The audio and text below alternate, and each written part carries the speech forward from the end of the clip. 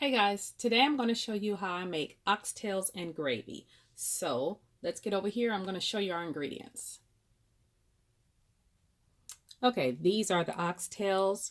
I'm thinking this is about 4 or 5 pounds. I have probably double this, but I'm just going to show you how to make this. And I paid about $7 a pound, $6.99 a pound. So this is what it looks. I paid $6.99 a pound, and I bought a little bit, almost 12.5 pounds. So it cost me $86.82. And I just want to show you guys that because some places it's $5.99 a pound. If you're lucky, you can find them for $4.99 a pound. Back in the day, they used to be very cheap, like $1 something a pound when nobody was eating them. So now that they're mainstream and they're a delicacy, they're pretty pricey. Okay, and they're very fatty. So you don't eat them all the time, but they are a delicious meat if you cook them properly. My grandmother used to make them with stew. We used to have oxtail stew, and I'm just going to make oxtails with gravy. So you can put it over your rice, or you can put it over mashed potatoes and even grits. Grits, they taste delicious over grits. But the ingredients that we have are some peppers, and these are just some diced up peppers. I have red, yellow, and orange peppers. I don't have the green, but those are the peppers that I'm using, and just some onions and some chopped garlic over there. And this right here is some beef stock that I'm going to use to make the gravy. And I'm going to just use some of my all-purpose seasoning, my Pajama Mama spice. And then also I'm going to use some of this. I don't know if any of you guys are familiar with this, but this is a fantastic seasoning.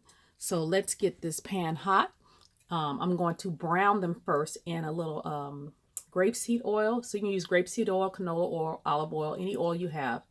So let's get over here so I can show you how I'm going to do it.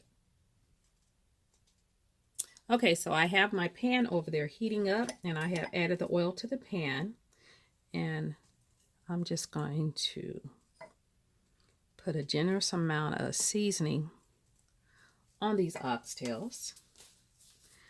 And then I got this seasoning at the Mexican store. And I have no idea. Sassoon, I guess that's what it says. It's you can get this at the grocery store, but I got this big one at the Mexican store. So a lot of their stuff is in Spanish, but I know what it is, so I went on and got it because I buy it, but I buy a smaller version of it. And this is some black pepper that I'm going to put on here. Looks like a lot, but if you mix everything up, it's not that much. And then I'm gonna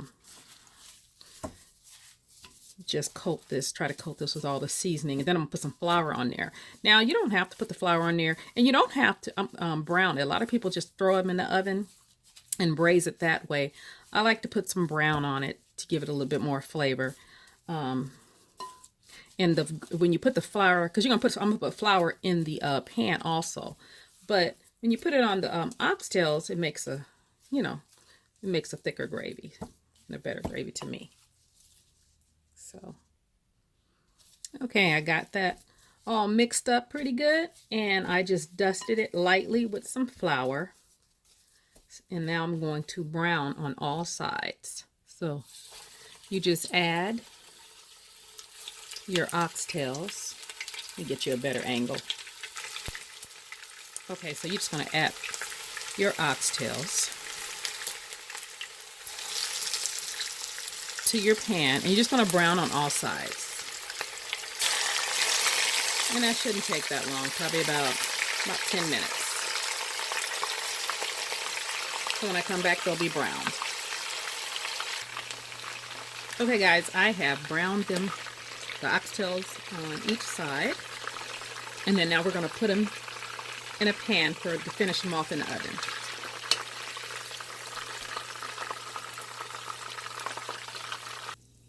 Okay, I took about a half a cup of the oil out of that pan because I don't think I'm gonna need all of that, but I got it just in case I do. So I'm gonna take these onions and put in this pan along with these peppers. And I'm just going to saute these until they're softened. Okay, the vegetables have softened a bit.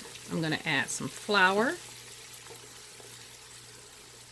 And I'm going to cook this flour taste off for a couple minutes. And that is the Wondra. So the flour taste cooks off, you know, quicker than the regular all-purpose flour because it's partially already cooked.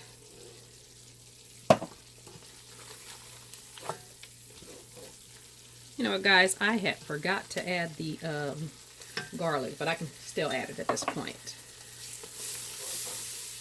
So I'm still cooking that flour taste off. And you want to add your garlic late so it doesn't burn. Okay, I'm going to add this beef stock. Now, what I made the beef stock is out of this beef base. You can make your own beef stock, or you can use that. Or if you don't have it, just use chicken stock or veggie stock is fine. So I'm going to add this to this. And this is room temperature. I'm going to add room temperature cold to hot so it doesn't lump up. And this is going to, after it comes to a boil, it'll thicken up a bit. Okay, the gravy has thickened up. It's been simmering for probably about 15 minutes, and I did have to add some more seasoning. So just season to taste. I added some more all-purpose seasoning, that Goya, and some black pepper. So now I'm going to pour this over the oxtails. Okay, this is what it looks like before it goes in the oven, and I'm going to cover this with foil. I have switched pans because the other pan was not deep enough. So I'm going to bake them in the oven for about 4 hours at 350. So when I come back, I'm going to show you what they look like. Okay, guys, this is what the oxtails look like when they're finished. They are fall off the bone tender. I have transferred them back into this pan because I wanted to get some of the oil off, because they release that. They're very fatty, so they release a lot of fat. So I wanted to skim some of the fat off. So I put it back in this pan, and it makes it its own gravy. But I want to show you guys. You don't even no knives or anything needed. Can you guys? Oh, you can't see me doing that. Look at that. You just grab a fork and look at the meat. Just tender, fall off the bone. So have this with your rice or your mashed potatoes or your grits. So you guys like, comment, share, and subscribe. You guys have a great day. Oxtails.